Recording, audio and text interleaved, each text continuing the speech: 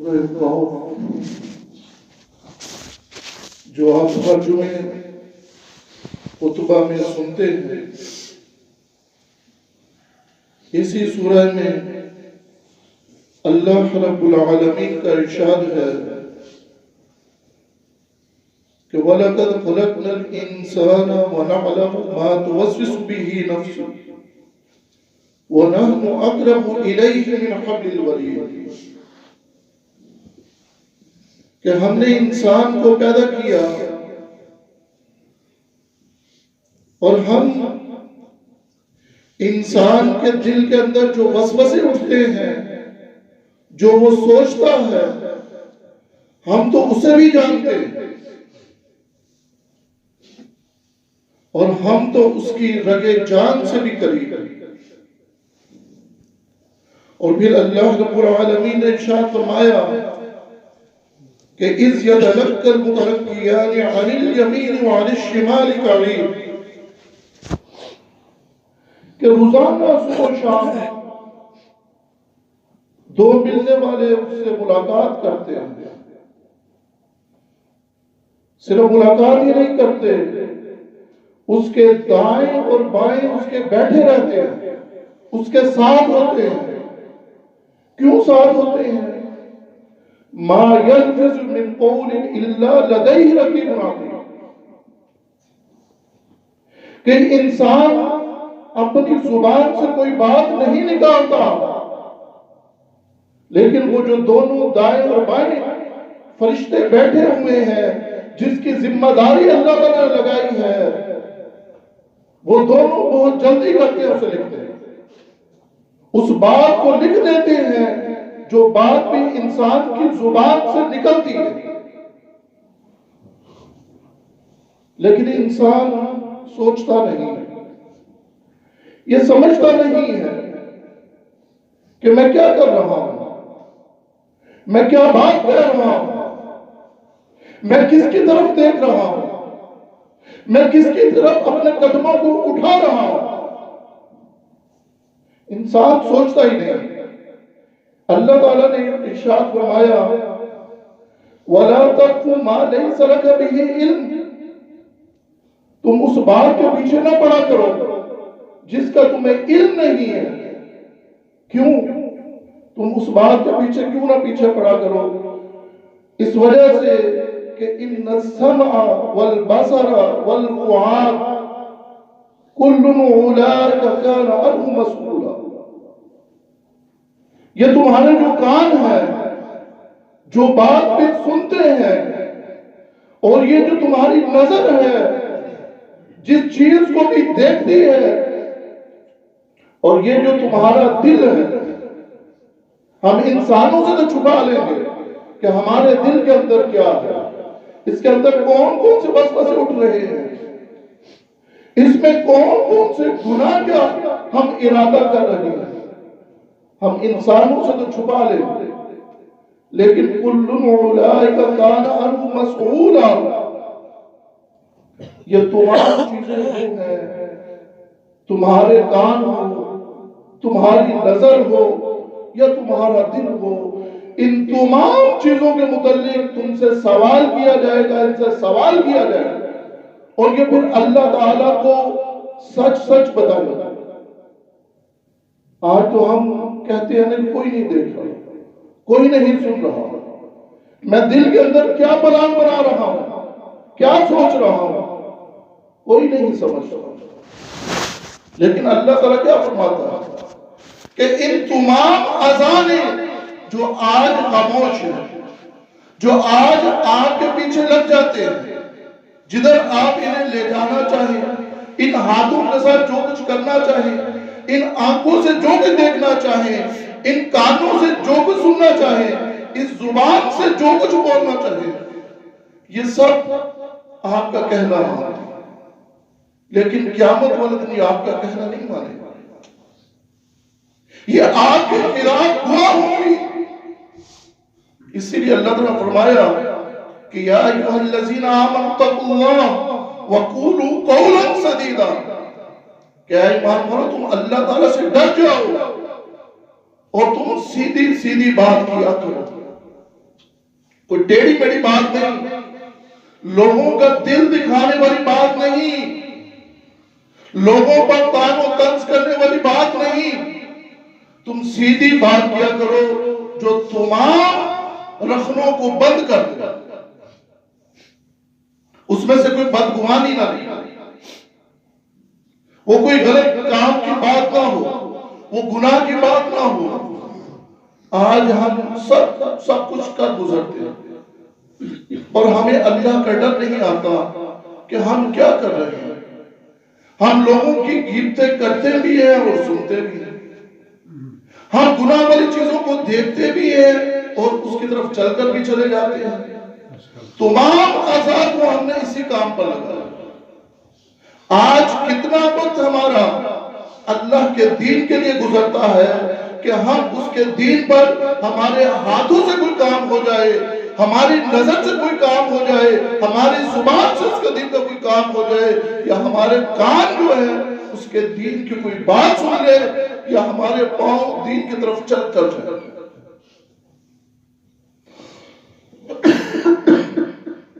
ذرا سوچئے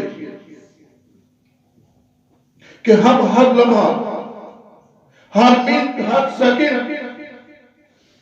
ہمارے جو کام ہے وہ کس کے لیے؟ ہم موت کے قریب جا رہے ہیں. اور اسی سے اگلی آیت میں اللہ تعالیٰ فرمایا کہ وَجَاءَتْ سَكْرَةُ الْمَوْتِ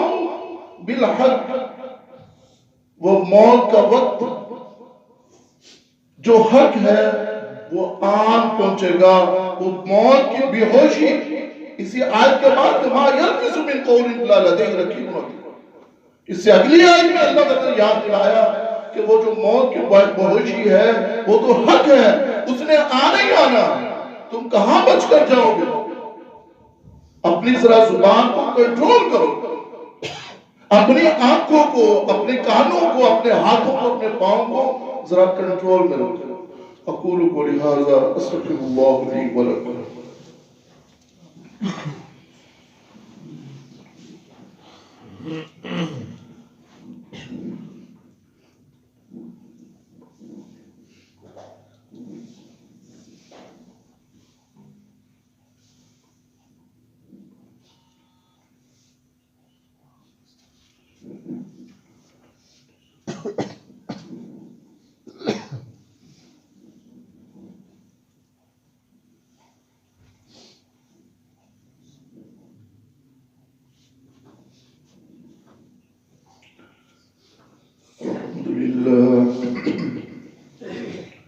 إن الحمد لله نحمده ونستعينه ونستغفره ونعوذ بالله من شرور أنفسنا ومن سيئات أعمالنا، من يهده الله فلا مضل له ومن يضلله فلا هادي له، وأشهد أن لا إله إلا الله وحده لا شريك له، وأشهد أن محمدا عبده ورسوله. أما بعد فإن خير الحديث كتاب الله، وخير الحديث هدي محمد صلى الله عليه وسلم، وشر الأمور محدثاتها، وكل محدثات بدعة، وكل بدعة ضلالة، وكل ضلالة في النار. اللهم صل على محمد وعلى آل محمد كما صليت على إبراهيم وعلى آل إبراهيم إنك حميد مجيد. اللهم بارك على محمد وعلى آل محمد كما باركت على إبراهيم وعلى آل إبراهيم إنك حميد مجيد. صحیح بخاری سے مسلم میں ہے، اللہ کے نبی صلی اللہ علیہ وسلم نے ارشاد فرمایا کہ جو شخص اللہ اور روز قیامت پر ایمان رکھتا ہے تو اسے چاہیے کہ وہ اچھی بات کہے ورنہ پھر خاموش رہے. بھلائی کی بات، نیکی کی بات کہے ورنہ خاموش رہے، فَلْيَقُلْ خَيْرًا، خیر کی بات، نیکی کی بات کرے ورنہ خاموش رہے۔ لیکن ہماری زبانیں وہ نان سٹاپ چلتی ہیں، پتہ نہیں کیا کیا ہم کہہ رہے ہیں۔ صحیح بخاری سے مسلم میں ہے، اللہ کے نبی صلی اللہ علیہ وسلم نے ارشاد فرمایا کہ انسان اپنی زبان سے کوئی ایسا کلمہ نکالتا ہے کہ جس کی گہرائی کا اسے اندازہ نہیں ہوتا، وہ ایسی بات نکال دیتا ہے بس ایسی باتوں کے اندر، لیکن اسے اس کی گہرائی کا اندازہ نہیں ہوتا کہ وہ اللہ تعالیٰ کے نزدیک کتنی ناپسند ہے، اور اس ایک بات کی وجہ سے وہ اللہ تعالیٰ کے ہاں جہنم میں 70 سال کی دوری پر چلا گیا۔ اور صحیح بخاری سے مسلم میں ہے، اللہ کے نبی صلی اللہ علیہ وسلم نے ارشاد فرمایا کہ انسان کی زبان سے ایسا لفظ نکل جاتا ہے، ایسی بات نکل جاتی ہے، ایسا کلمہ نکل جاتا ہے کہ جس کی گہرائی کا اسے اندازہ نہیں ہوتا کہ وہ اللہ تعالیٰ کے نزدیک کتنی پسندیدہ بات۔ اللہ تعالیٰ اس کی اس بات کی وجہ سے اسے ہمیشہ کے لیے پھر جنتی لکھ دے،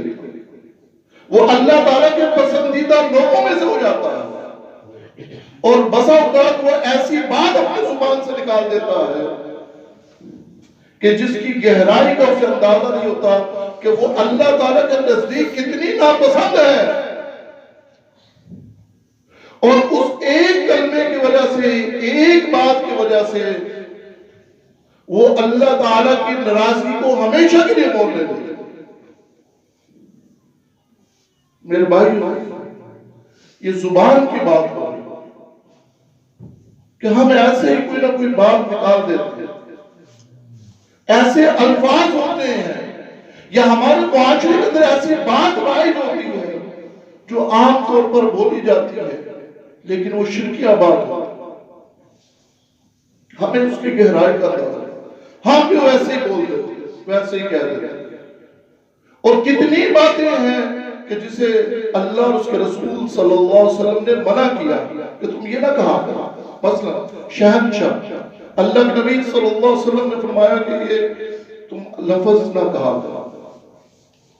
کیونکہ بادشاہوں کے بادشاہ اللہ تعالیٰ، اس طرح مولا نہ،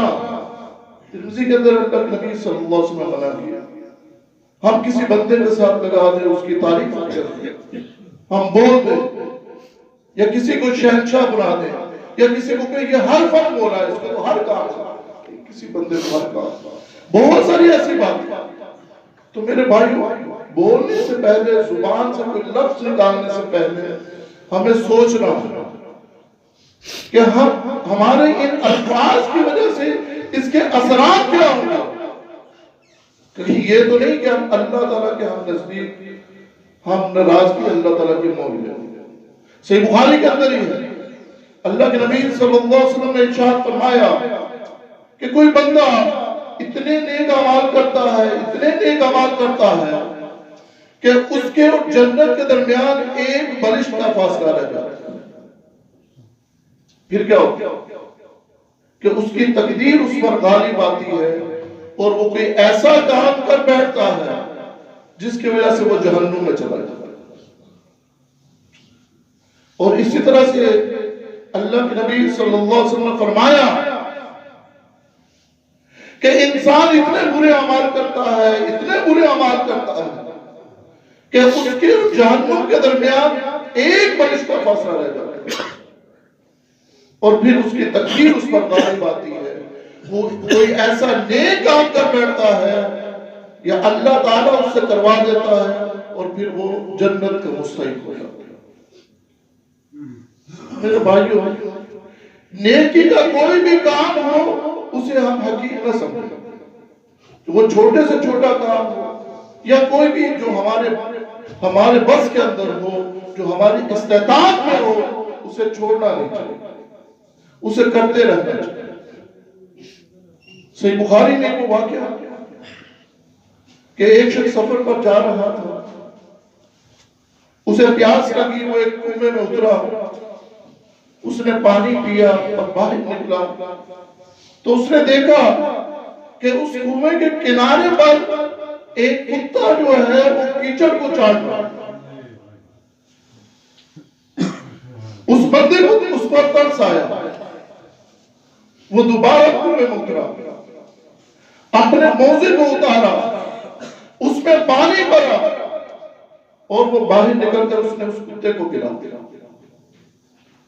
اللہ تعالیٰ کو یہ کام اتنا پسند آیا کہ اس نے اس کی مخلوق پر رحم کیا کہ اللہ تعالیٰ نے اسے بخش دیا، اسے معاف کیا۔ تو میرے بھائیوں، بعض اوقات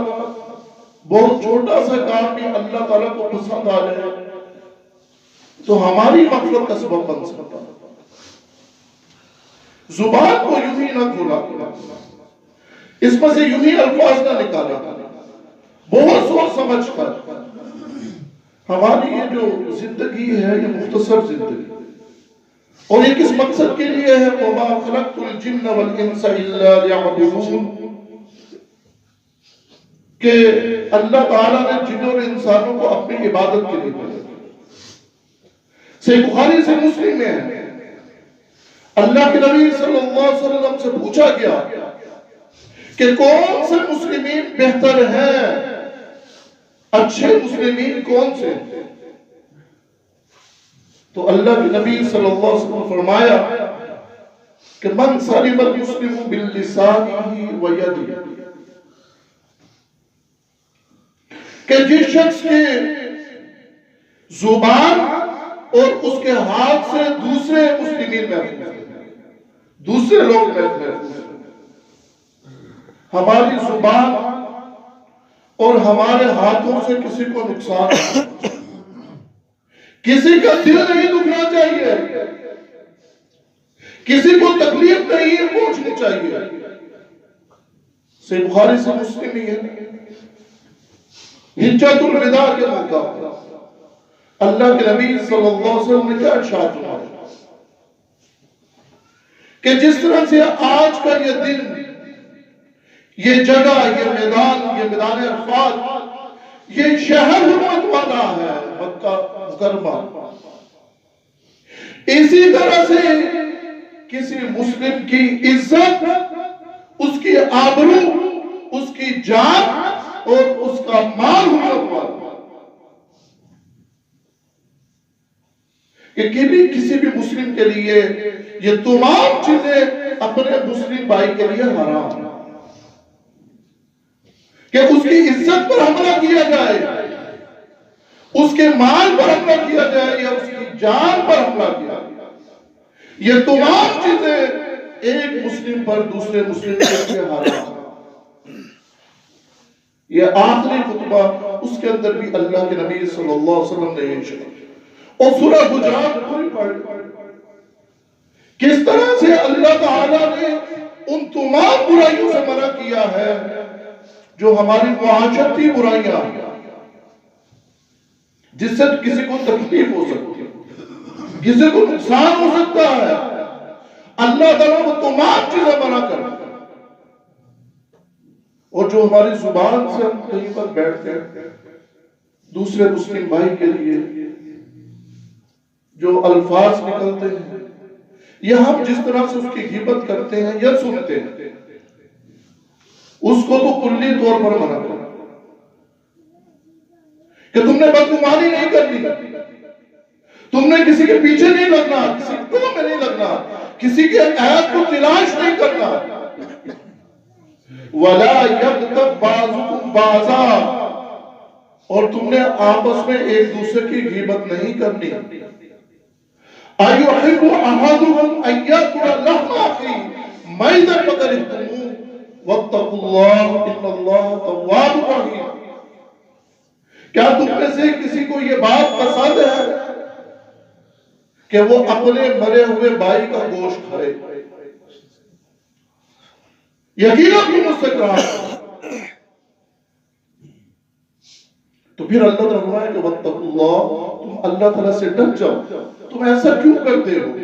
کہ اپنے بھائی کی غیبت کرتے ہو، اس کی ٹو میں لگتے ہو، اس سے حسد کرتے ہو، اس سے بغض رکھتے ہو، اس کی بدگمانی اسے کرتے ہو،